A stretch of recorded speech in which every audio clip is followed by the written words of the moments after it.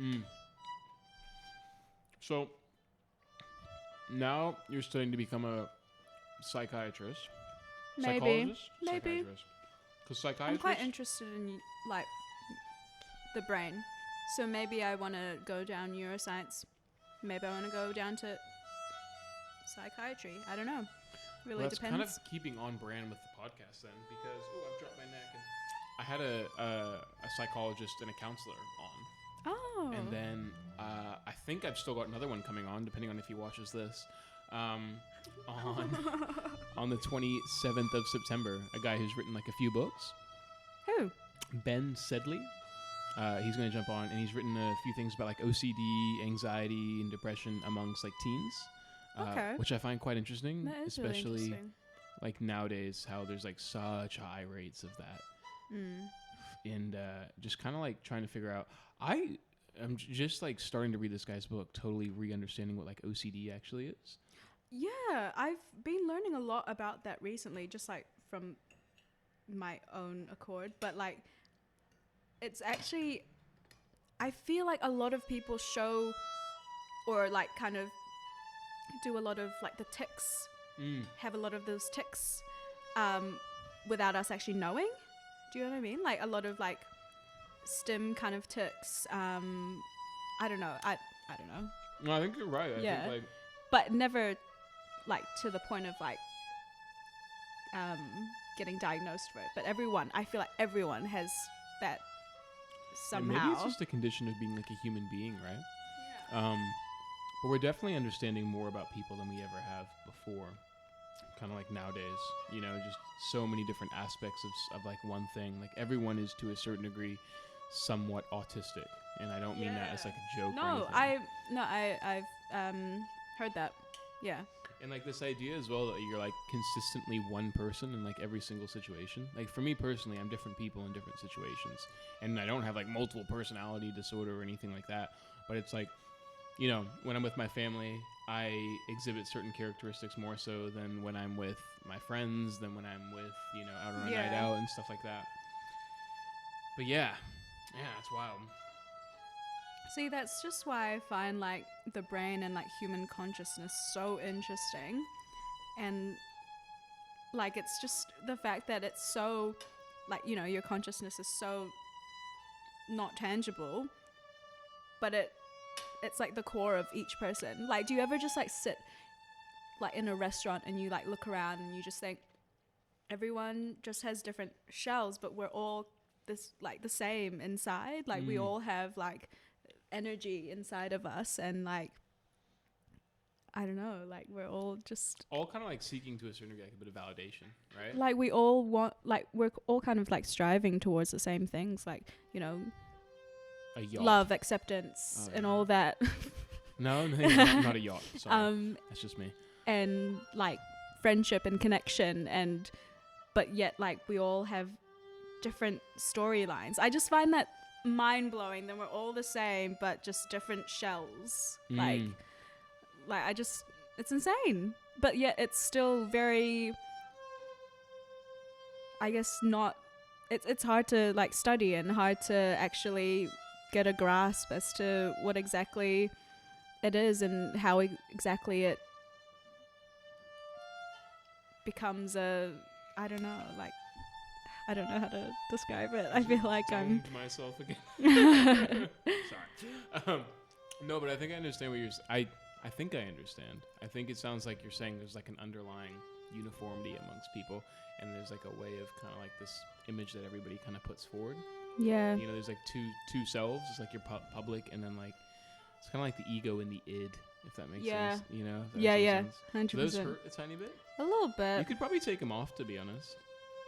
I'll just hold it. I'll just have it like this. Yeah, feel free to take them off. I don't know if it won't affect anything. I can still keep a gauge on it. But then also it drowns out the violin. It's kind of like honestly, like this helps me hear you so much more. Yeah, it's just like chewing, but like it's fine. So do you have any brothers, sisters? I do. I've got one brother, 2 sisters. I'm the youngest. One of my sisters is married, the other one is engaged, and my brother is just chilling. Just vibing. Just vibing. How about you? I have one younger brother who's 19 years old. It's weird. So I was born in the States, obviously, but I moved to Spain when I was like 7 years old, and I lived there for 2 years with my brother, who was like 6 years younger than me. Oh, So, right. Moved to Spain and then came here in 2004. Lived here from 2004 all the way to 2014, and then I went traveling for about like kind of like 18 months, and Where'd you go? went to South America and then Cool. back to the States.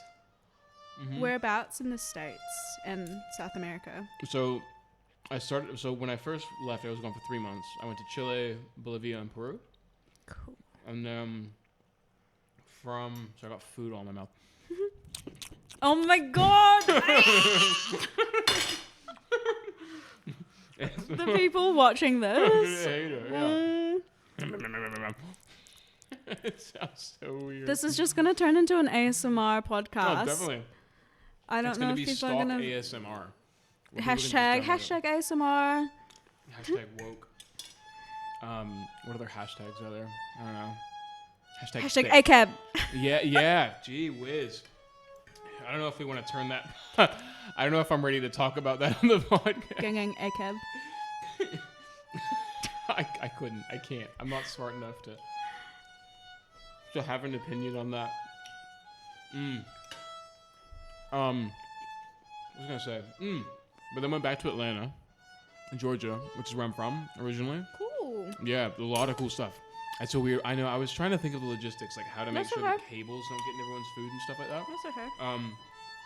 But then I was there for like 11 months, and then I went traveling to Cancun, Mexico, and then I went all the way down to Ecuador.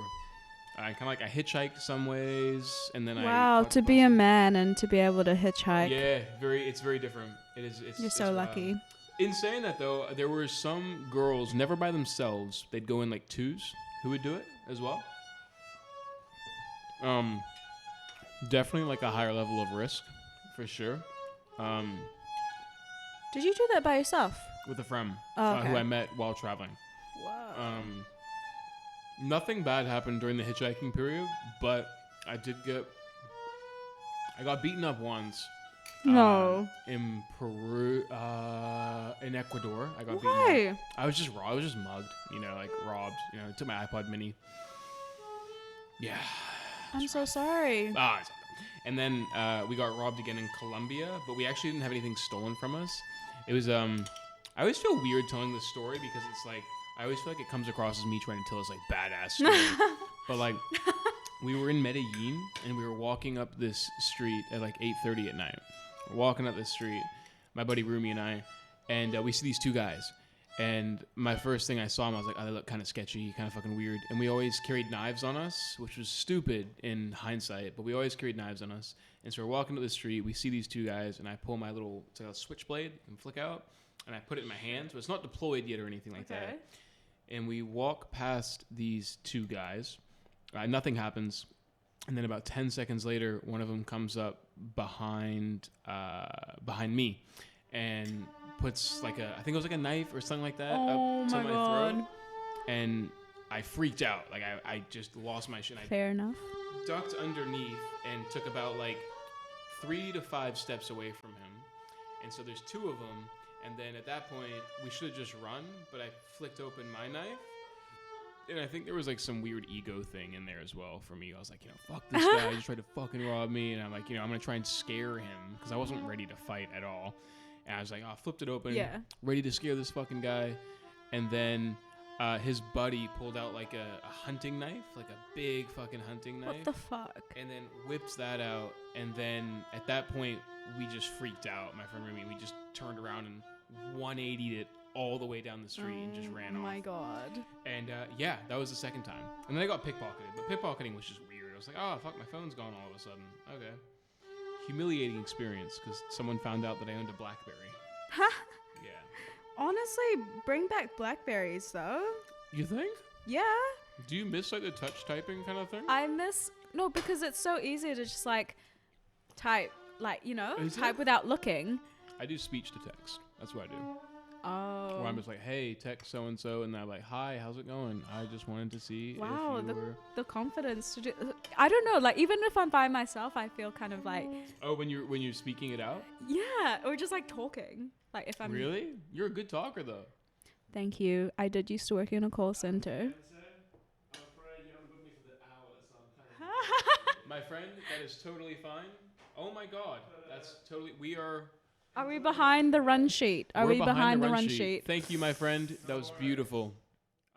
Thank you for watching that clip. If you enjoyed it, make sure you hit that subscribe button on the left. And if you want to watch the full episode, hit the square on the bottom. To watch another small clip, go ahead and hit that square on top.